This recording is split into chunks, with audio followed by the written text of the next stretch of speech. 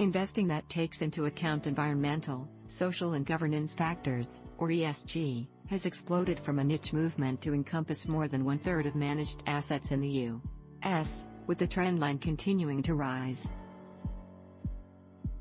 To satisfy ESG investors' desire to better see where companies stand in the fight against climate catastrophe, the top U.S. financial regulator is now proposing the most sweeping addition to corporate disclosure in years, requiring public companies to calculate for investors how environmentally so.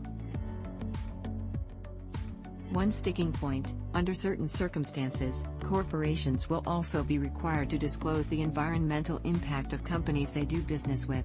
The proposal turns the disclosure regime on its head, said Hester Peirce, the lone Republican on the Securities and Exchange Commission. Current SEC disclosure mandates are intended to provide investors with an accurate picture of the company's present and prospective performance through managers' own eyes.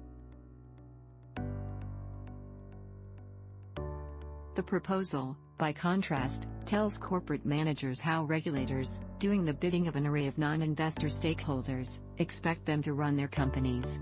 The provision that companies calculate and disclose the climate impact of contractors and counterparties is called Scope 3, and Peirce.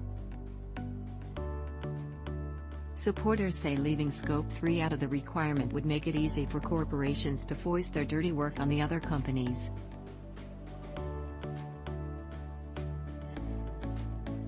As the SEC proposal goes into its public comment phase ahead of a final vote, Scope 3 promises to be a main point of friction.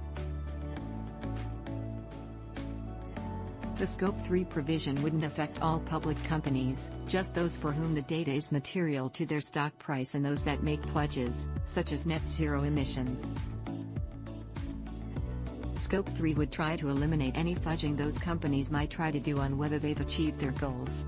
Materiality will be a real issue here, said Jennifer Schulp, Director of Financial Regulation Studies at the Cato Institute, a libertarian think tank.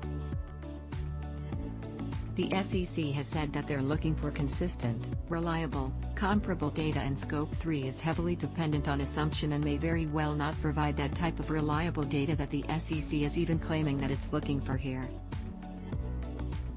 So I'm not sure that Scope 3 meets the goals the SEC has set out for itself.